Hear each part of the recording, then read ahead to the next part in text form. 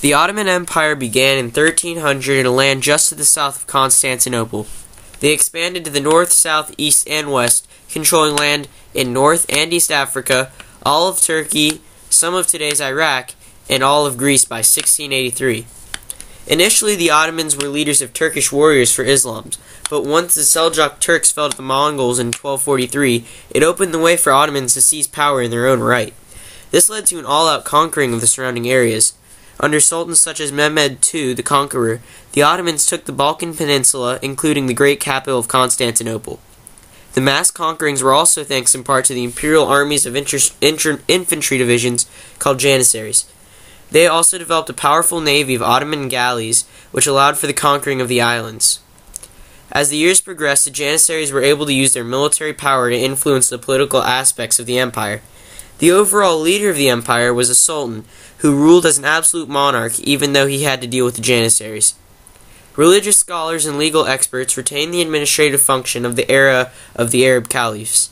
There was also a large bureaucracy that carried out day-to-day functions, which was headed by a grand vizier. The Ottomans suffered, like earlier Muslim dynasties, from the inherited Muslim principles of political inheritance. The death of a sultan usually led to a protracted warfare between his son, and the loser would flee to another Ottoman-hating country. Since the country was so enormous, it encompassed many diverse cultures from Africa, Europe, and Asia. Constantinople became the focus of the sultans, as each had to leave their lasting mark.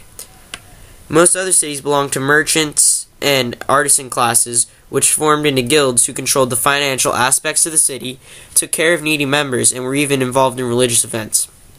The Ottoman decline was slow, and although they had reached the limit of the expansive empire in the 17th century, they continued to have political importance into the 20th century. At first, some contraction was inevitable because of the enormous size of the country and the inability of the sultans to maintain it. Some believe this decline started because originally the state was built around conquest, and once they had run out of room, the administrative system began to fail as the officials became corrupt and bent on their own benefit.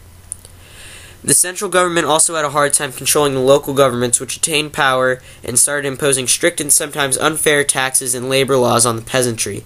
This led to revolts and further strain on the state. The final nail in the coffin was the fact that Europe was bolting ahead technologically and politically, and the Ottomans inherited the idea that what was happening in the north was unimportant.